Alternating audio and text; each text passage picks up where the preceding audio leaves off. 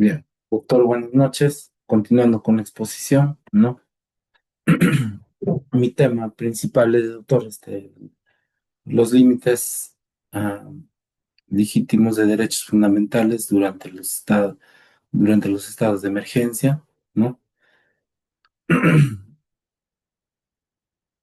Bueno, una pequeña introducción, doctor.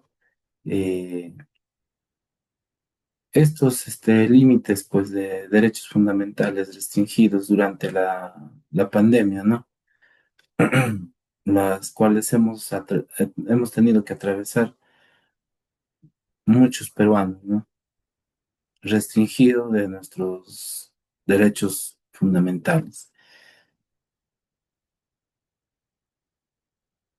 Bueno, este tema, doctor, es importante. ¿Por qué? Porque durante la emergencia sanitaria vivimos por primera vez las restricciones de una forma extrema de libertades básicas. La inmovilización, el toque de queda, los controles policiales, las limitaciones al debido tránsito, ¿no? O al libre tránsito, y la suspensión de reuniones sociales o hasta reuniones de trabajo, ¿no? Estaba, estaban siendo limitadas, pues, ¿no? Todo esto ha generado una tensión en nuestro estado, entre la población, entre los familiares, ¿no? Por otro lado, se entiende que sí, s- este, estas restricciones que era por el bien común de todos los peruanos, ¿no? Pero debió haber sido de una forma, coordinada, mejor organizada, ¿no? Bueno, todo esto ha generado tensión eh,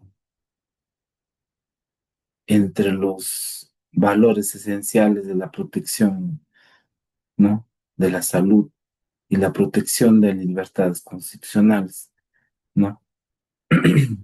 La, pres- la presentación del problema, el problema central de la investigación, doctor, es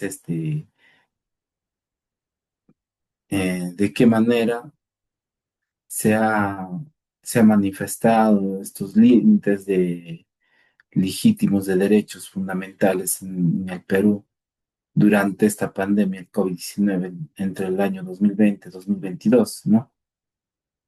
La hipótesis de esta investigación sostiene que las restricciones fueron legítimas únicamente cuando respetaron los principios de legalidad, necesidad, proporcionalidad y temporalidad, estableciendo por la Constitución y la Convención Americana Juri- y la jurisprudencia del Tribunal Constitucional, ¿no?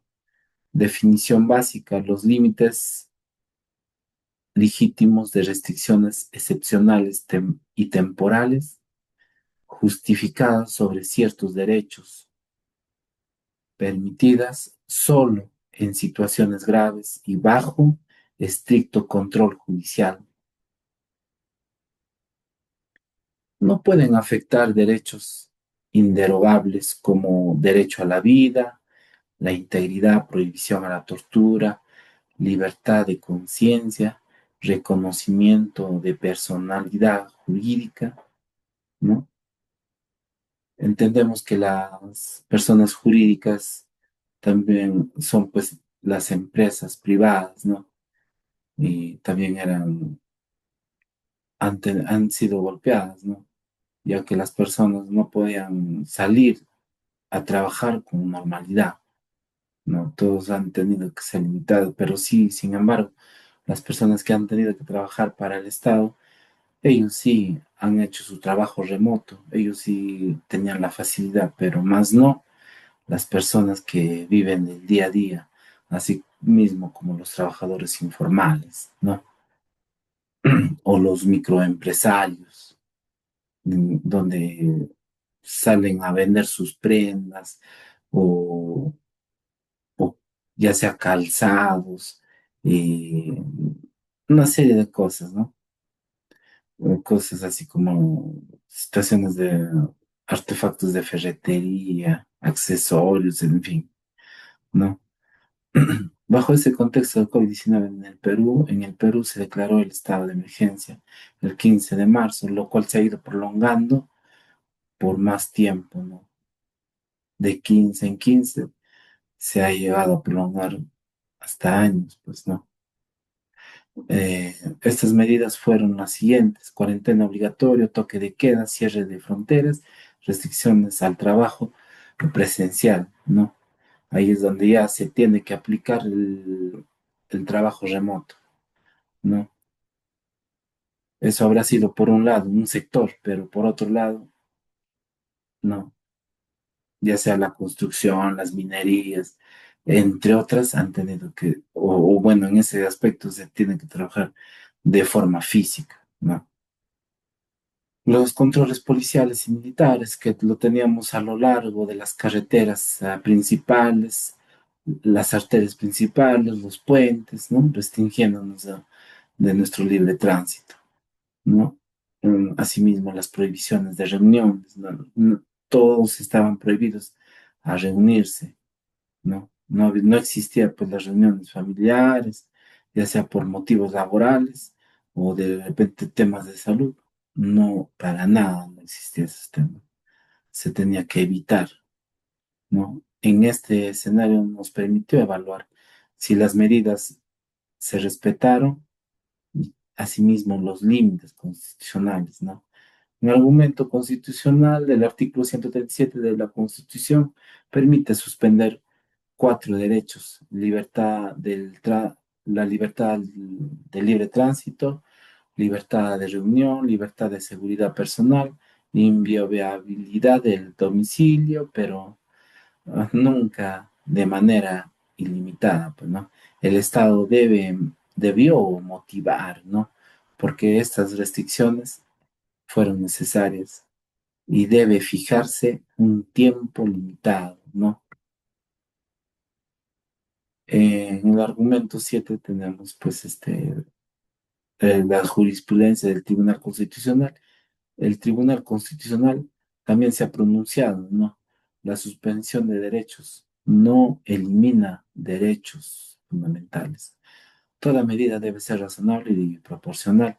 No se admite la arbitrariedad estatal, debe haber control jurisdiccional.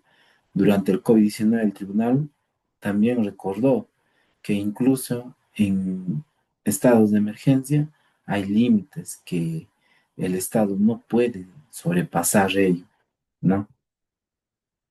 Argumento 3 de Derecho Internacional. En el artículo 27 de la Convención Americana permite suspender algunos derechos, pero exige estricta necesidad debido medidas discriminatorias, respeto a derechos inderogables, temporalidad, control internacional. El derecho internacional de derechos humanos establece que el Estado debe justificar cada restricción con evidencias, ¿no? Debió haber sido motivado, pues, ¿no?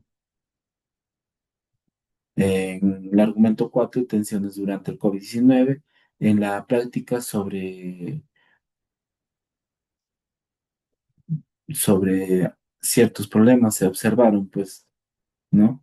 El exceso de los efectivos policiales, la aplicación del toque de queda, detenciones arbitrarias, restricciones que varían constantemente, la falta de claridad de la normativa, ¿no? Porque prácticamente los efectivos policiales a- aplicaban a su criterio. El militar también, ¿no?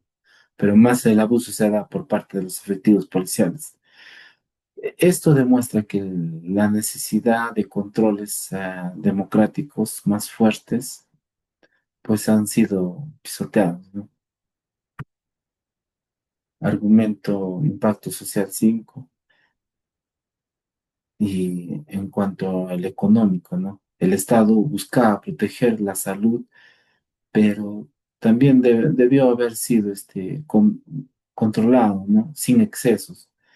Se afectó fuertemente el empleo, se paralizó la actividad económica, familias enteras sin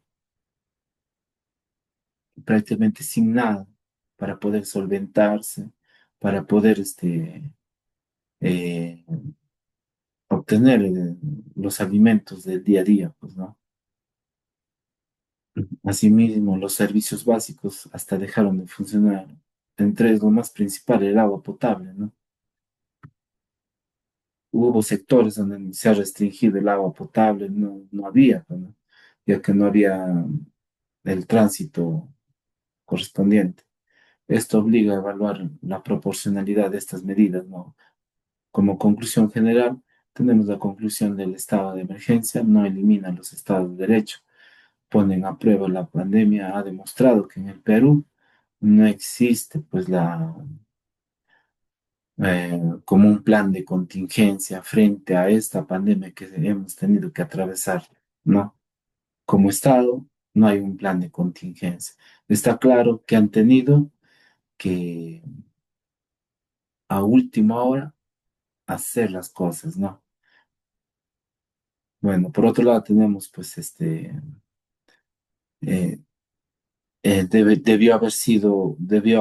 debieron haber hecho una mejor planificación y, ¿no? Y mayor transparencia estatal. Los controles constitucionales debió haber sido más sólidos, ¿no? Un uso responsable del poder excepcional. Si solo así se garantiza que la protección de la salud nunca implica sacrificar injustificadamente los derechos fundamentales, ¿no?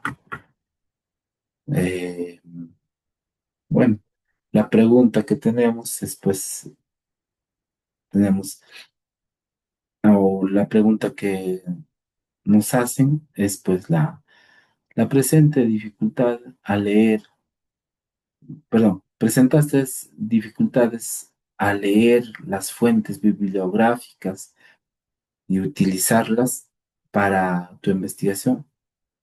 Sí, sí se ha presentado ciertas falencias, ¿no? Pero estas falencias, bueno, especialmente se ha dado con fuentes que eran extensas, técnicas, los cuales se presentaban criterios jurídicos complejos. Sí, también me costó interpretar correctamente las diferencias entre límites, restricciones y suspensión, ¿no? De derechos, así como tendríamos que entender también la jurisprudencia del Tribunal Constitucional. Sin embargo, a- al releer ¿no? Una y otra vez, ¿no?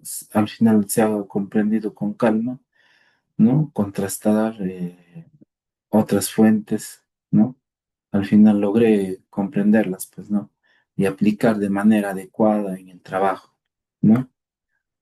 La segunda pregunta es, pues, si volveríamos a empezar la investigación, ¿qué hubiéramos, no, qué hubiéramos hecho diferente, ¿no? Si volveríamos a empezar, organizaríamos mejor las fuentes desde el inicio, ¿no? Elaboraríamos un esquema más claro antes de redactar. Además, repartiríamos el tiempo de forma adecuada, ¿no? Avanzar de forma apresurada en algunas partes también, ¿no? Nos ha traído problemas, pues. Revisar más, tenemos que revisar más artículos académicos y casos concretos para fortalecer este análisis, ¿no?